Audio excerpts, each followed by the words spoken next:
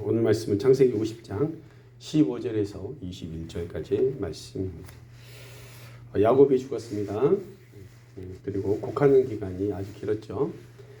국장급 대우를, 국가장급 대우를 받았다고 제가 말씀을 드렸었는데, 그 장례 예식과 그 절차가 길게 진행되는 동안 이 장례 예식에 집중하지 못한 사람들이 있었습니다. 다른 사람들은 다 이 장례 예식에 집중하고 또 야곱의 죽음을 애도하면서 그 슬픔의 기간을 보냈는데, 오직 열 형제들은 이 장례에 집중을 못했어요. 왜 장례에 집중을 못했습니까?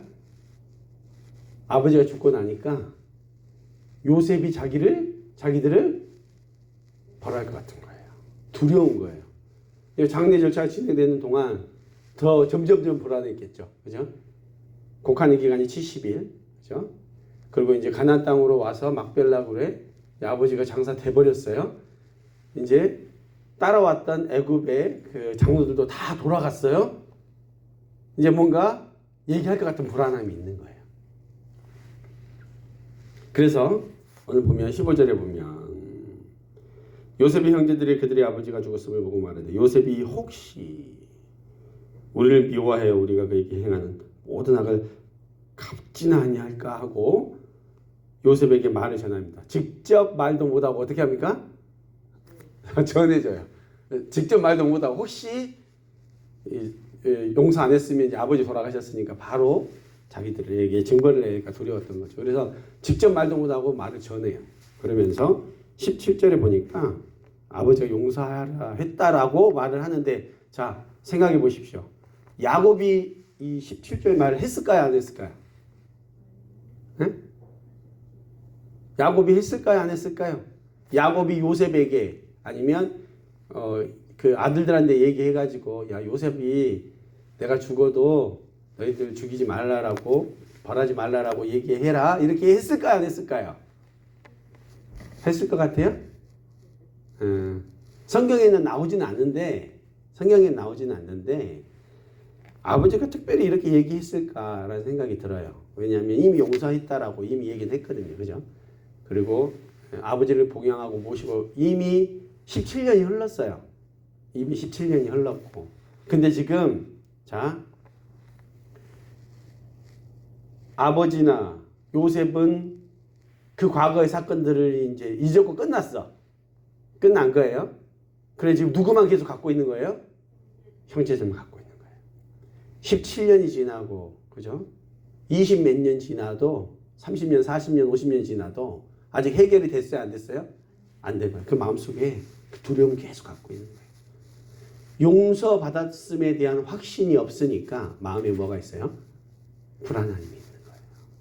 두려움이 있는 거예요.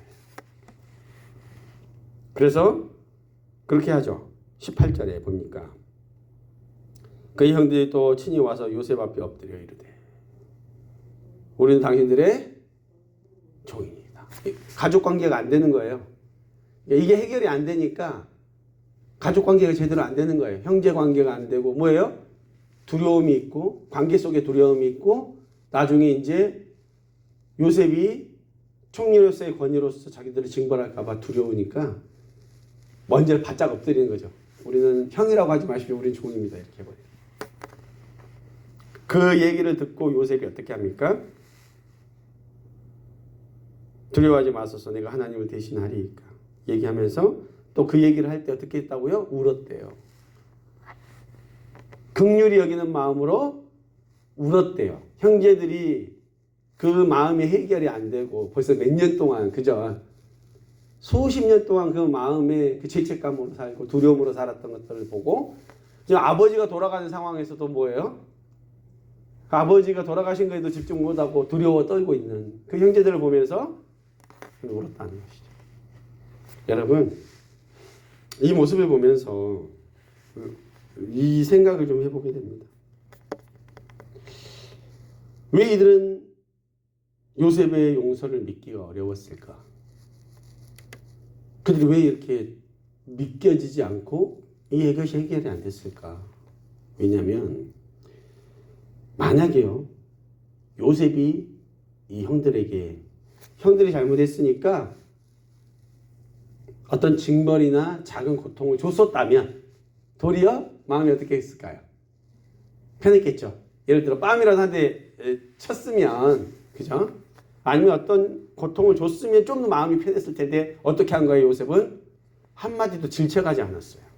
창세기 45장에 보면 나와요. 이미 얘기했어요. 5절에서 8절에 이미 용서를 했고, 자기가 애굽에 팔려간 것은 형님들이 나를 버리고 미워해서 그렇게 한 것 같이 보이지만 결국 누가 한 거라고 했냐면 하나님의 계획이 있으셨어요. 그것을 이미 얘기를 했지만 그들은 그것을 받아들이지 못했다는 것이죠. 작은 요구라도 죄에 대한 대가를 요구했다면 불안해지지 않았을 것이에요. 그런데 이와 마찬가지로 하나님께서는 그리스도 예수 안에서 우리의 죄를 완전히 사하셨어요. 완전히 사하셨어요. 성경을 통해서 우리에게 이미 선언하셨어요. 로마서 8장 1절 2절에 그러므로 이제 그리스도 예수 안에 있는 자들에게는 결코 정죄함이 없나니 이는 그리스도 예수 안에 있는 생명의 성령의 법이 죄와 사망의 법에서 너를 해방하였음이니라. 이것을 온전히 믿으시는 여러분 되시기 바랍니다.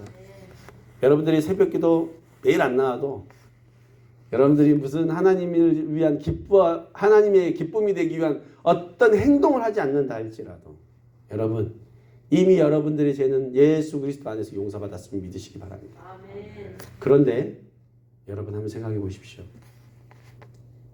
지금 요셉은요 본인이 위로받아야 될 상황에, 그죠? 다른 형제들은 아버지하고 그렇게 오래 살았잖아요. 그죠? 근데 요셉은 사랑하는 아버지와 함께 있지도 못하고 종으로 팔려가가지고 아버지와 멀리 살았잖아요. 아버지와 더 가까이 오래 못 있었잖아요. 그런데 원래대로 하면 형들이 동생을 위로하고, 그죠? 미안하다, 그죠? 네가 우리들 때문에 팔려가서 아버지와 함께 오래 있지도 못하고 그랬는데 미안하다 이래야 되는데 형님들로 위로를 받아야 되는데 지금 누가 위로를 하고 있어요? 요셉이 위로를 하고 있는 거예요. 위로를 받아야 될 사람이 위로를 하고 있는 거예요. 근데 첫 번째 왜 형님들이 그랬냐면 그 용서를 온전히 믿어들이지 못했다는 것. 두 번째, 이들은 용서를 받아보고 용서를 하고 해본 적이 별로 없는 거예요. 그러니까 하나님과의 관계 속에서, 그죠? 사람과의 관계 속에서 완전한 용서를 받고 용서를 해본 적이 없는 사람들인 거예요. 근데 요셉은 하나님으로부터 위로와 상을 받고 용서를 해본 거죠. 그러니까 이것이 안 돼본 거예요. 사랑 받아본 사람이 사랑하는 거고요. 그죠? 위로 받아본 사람이 위로하는 거예요. 이게 안 된 거예요. 하나님과의 관계 속에서. 신앙생활을 30년, 40년, 50년 한다 할지라도 하나님 안에서 정말 죄사함과 거듭남의 은혜를 확실히 경험하지 않은 사람, 한 번도 하나님 앞에서 제대로 거듭남을 경험해보지 않은 사람은 하나님의 구원에 대해서 확신할 수 없어요. 그러니까 이것이 관계가 먼저 중요하다. 내가 은혜 받고 내가 용서 받아보고 내가 하나님으로부터 사랑 받아봐야 사랑하고 위로하고 용서할 수 있는 사람이 되는 것입니다. 그러니까 율법적으로 용서하세요. 용서하세요가 먼저가 아니에요. 네? 술 마시는 사람, 담배 피는 사람한테 술 마시지 마세요, 담배 피지 마세요 해서 되는 게 아니에요. 먼저 하나님의 깊은 은혜를 받으면 하지 말라 그래도 끊어지는 거예요, 여러분. 그게 은혜예요, 은혜. 근데 이 형님들은 이미 요셉을 통해서 은혜 받고 죽을 뻔하다가 하잖아요. 기근 중에 죽을 뻔하다가 살아났는데 아직도 이 용서함과 그 은혜를 못 누리고 있는 거예요. 제사함의 은혜를. 마치 교회에 30년, 40년, 50년 다녀도 그 하나님이 누군지 모르는 거하고 똑같은 거예요. 그 예수님의 사랑과 용서가 뭔지도 모르고 살아가면서 똑같이 세상에서 사람들 정죄하고 똑같이 비난하고 살아가는 사람하고 똑같은 거예요. 그러나 여러분, 이 새벽에 여러분 축원합니다. 요셉과 같은 그 위로의 사람, 용서의 사람 되시길 축원합니다. 그 깊은 관계 속에서 하나님을 경험하시는 여러분 되시기를 소망합니다. 21절에 요셉이 형들을 위로하는 장면이 나오죠. 때를 기다려서 복수하는 사람이 아니라 자신의 일로 두려워 떠는 형들을 용서하고 위로하기까지 합니다. 그는 화평의 사람이었습니다. 화평을 도모하는 것은 예수 그리스도로 말미암아 화목을 입은 우리 모두의 마땅한 도리고 의무입니다. 그래서 고린도후서 5장 18절에 이렇게 말씀하시죠. 모든 것이 하나님께로 났음에 그가 그리스도로 말미암아 우리를 자기와 화목하게 하시고 또 우리에게 화목하게 하는 직분을 주셨으니. 그래서 믿는 자들은 어딜 가든지 화목케 하는 자의 직분. 미워하고 정죄하고 때를 기다려서 내가 복수하는 그런 사람들이 아니라 교회가 있을 때 내가 힘이 있을 때 또 용서하고 기다려주고 안아주고 사랑해주는 그런 하나님의 화목케 하는 자들의 직분을 맡겨주셨다고 로마서에 바울이 말씀했습니다. 살아가다 보면 미운 사람 얼마나 많아요? 그죠? 우리 등에 칼을 꽂은 사람들이 얼마나 많습니까? 가장 배신한 사람들 보면 멀리 있는 사람이 아니라 누구예요? 가까이 있는 사람. 안타까운 사람들이 많지 않습니까? 그러나 우리가 그 모든 사람들을 용서하고 모든 관계에서 화목을 이룰 수 있는 힘은 우리 안에서 절대 나오지 않습니다. 바로 하나님으로부터 나오는 것임을 여러분 믿으시고 하나님 내게 용서할 힘을 주시고 사랑할 힘을 주시고 하나님 내가 왜 이런 고통을 받고 어려웠는지에 대한 해석이 하나님으로부터 되면 요셉처럼 우리가 할 수 있는 거예요. 예수 그리스도를 생각하며 용서할 수 있고 예수 그리스도를 생각하며 사랑할 수 있고 화평과 화목을 이룰 수 있는 우리가 될 수 있음을 여러분 믿으시기 바랍니다. 그래서 할 수 있거든 너희로서는 모든 사람과 더불어 화목하다고 하신 이 하나님의 말씀, 이 화목케 하는 직분, 이 위로자의 직분을 온전히 감당하시는 우리 감옥교회 모든 성도님들 되시기를 예수님의 이름으로 축원합니다. 기도하시겠습니다. 하나님 아버지 이 새벽에도 우리에게 귀한 말씀 주심을 감사합니다. 요셉처럼 위로하는 자 되게 하여 주옵소서. 용서하는 자 되게 하여 주시고 하나님 안에서 화목과 화평을 이루는 직분을 잘 감당하는 우리 감옥교회 모든 성도님들 될 수 있도록 함께 하시고 은혜 내려 주옵소서. 이 새벽에도 드려지는 모든 기도들의 제목 가운데 함께 하시고 응답하셔서 하나님의 놀라운 은혜와 은총이 있도록 기름 부으시고 함께 하여 주옵소서. 감사드리며 예수 그리스도 이름으로 기도드립니다. 아멘.